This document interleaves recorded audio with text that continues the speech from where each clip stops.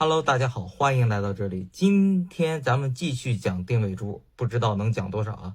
之前讲了定位珠的就是蓄力不足的问题，咱们来今天讲这个定位珠有虚位的问题。之前不光讲了蓄力不足的问题啊，今天就是补充这个关刀有虚位，关刀时候有虚位的这个情况。什么是虚位呢？也是它合刀的时候晃。我现在没有这种刀了啊，有问题的我都出掉了。它是一个什么问题呢？就是你关刀的时候，这个刀片在里面有一个晃动的空间。之前我那把挺进者就是有这种情况。它是什么原因导致的呢？你就比如说还是这张图，这个定位珠在这里，是吧？然后它应该是贴边安装这个定位孔，这合刀之后。但是呢，它完全合刀之后，这定位珠在这个孔里面它晃荡，它没有贴边，或者就是定位珠这个孔做的比较大，就是这么个意思。之前就是挺进者这个情况。这个呢，它是一个概率事件，它不是说某个品牌它就这样，或者某个型号它就这样，它是概率事件。原因有3个啊，我个人感觉，第一个呢就是定位孔做大了。就相当于刚才说的这个样子，它就是它在这一个空间内晃荡。第二个呢，就是它孔打歪了，它本来是想贴边卡在这个定位珠上的，但是它因为定位珠因为这个定位珠一共才 1.5 毫米左右，它可能歪那么 0.1 毫米 0.2 毫米，它就导致了那么一个情况。它定位珠那一块就1毫米，因为它这比较延长的嘛，延长到刀尖部分，它可能晃荡的就比较多了。第3个原因呢，它就是整体它没有配合好，这个指刀柱、刀片、定位珠、锁片这几个环节它没有这个很好的解决。然后就是解决办法。解决办法呢，相对于之前它有比较难处理了，说实话。办法1呢，就是如线索。你比如说这把刀，它如果出现这么晃荡了定位珠，你可以把整把刀拆开，然后线索用手指往里头顶。往里头顶的时候拧这个螺丝，它就会可能会解决，但它不一定完全解决，它可能会解决。然后下一个呢，就是换一颗更大的定位珠。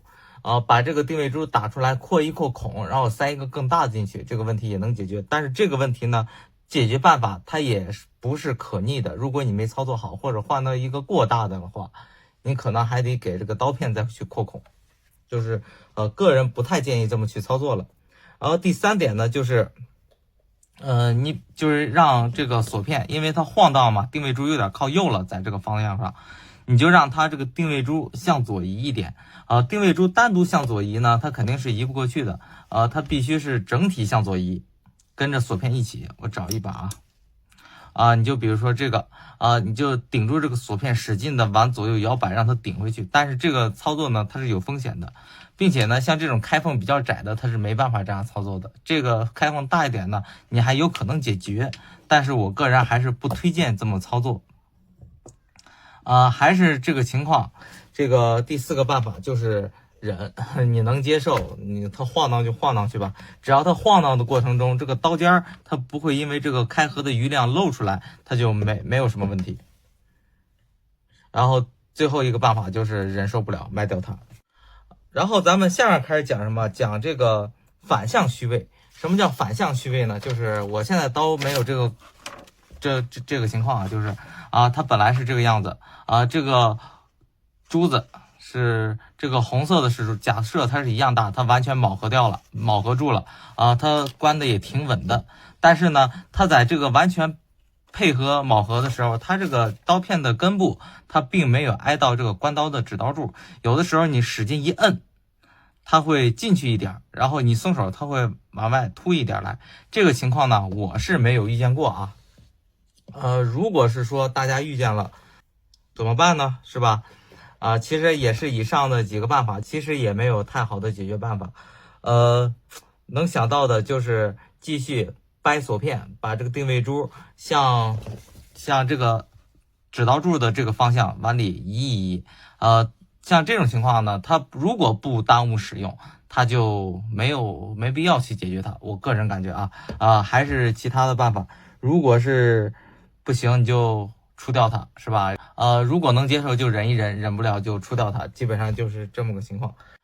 然后咱们下面再讲什么？讲定位珠的异常卡色。什么叫异常卡色呢？你比如说，这个刀，你定位珠开合的过程中，它磨刀片磨得十分生硬，那个声音，它极度不顺滑，极度卡色。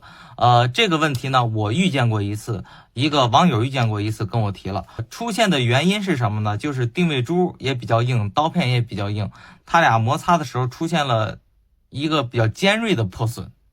它不是平滑的磨合，它是出现了尖锐的破损，也可以说像发动机拉缸似的吧，那么一个感觉。我给他提出的办法呢，我当时解决的办法就是使劲摁住锁片，使劲开合几下，然后那个感觉依旧是非常不好。然后他就把那个极度破损地方稍微又磨损了一点，然后再打点油就可以缓解或者彻底解决。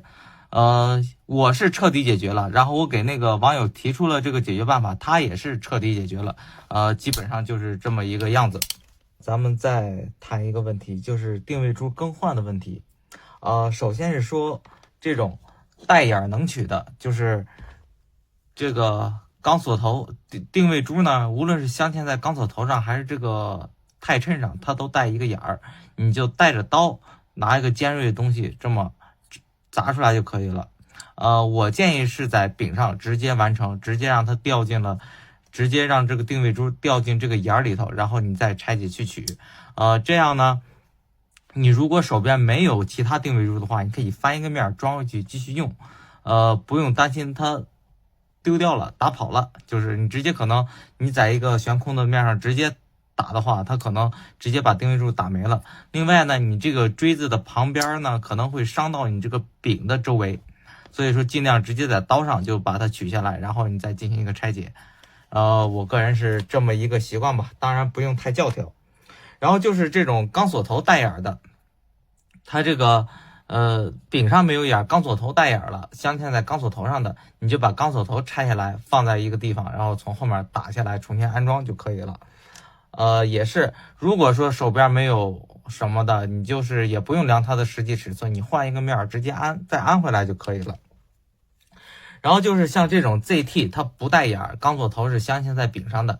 我之前也录过各种视频，你就切记一点，就是ZT 的定位珠是钢的，你依旧给它换成钢的，不要给它换成陶瓷的。